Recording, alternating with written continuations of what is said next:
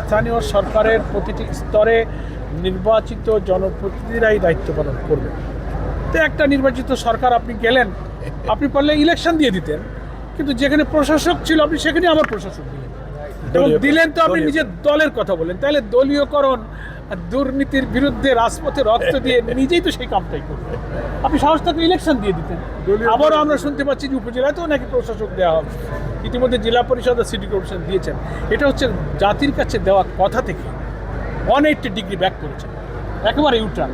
তো পার্লামেন্টের সংখ্যাগরিষ্ঠতার জোরে যদি এখন আমরা ওইটা মানি না এই কথাগুলো বললে একটা গণতন্ত্রকামী দল হিসেবে পরিচিত দেশের একটা বড় দল যারা এবার সরকার গঠন করলেন, তাদের ব্যাপারে জনগণ তো কোনো ভালো ধারণা নিতে পারে না।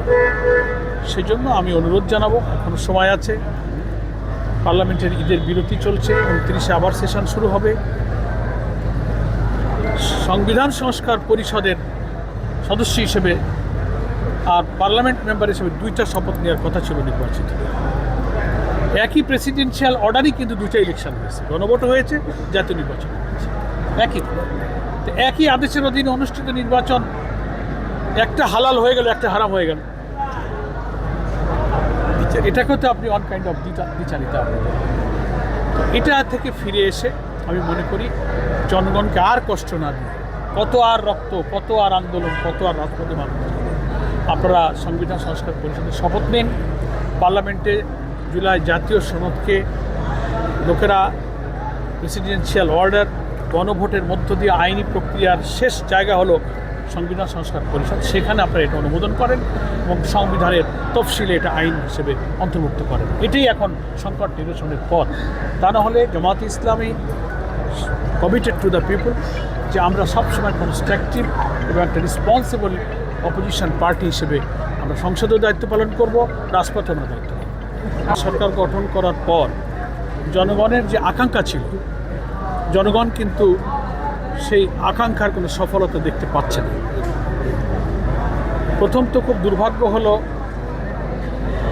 সহস্রাধিক জীবনের বিনিময়ে প্রায় 30-40 হাজার মানুষের ক্ষত বিক্ষত, আহত, রক্তাক্ত স্মৃতির যে জুলাই জাতীয় সনদ, যেখানে বিদ্যমান রাষ্ট্র কাঠামোকে পরিবর্তন করে একটা নতুন বাংলাদেশ, দুর্নীতি, স্বজনপ্রীতি, দলীয়করণ মুক্ত,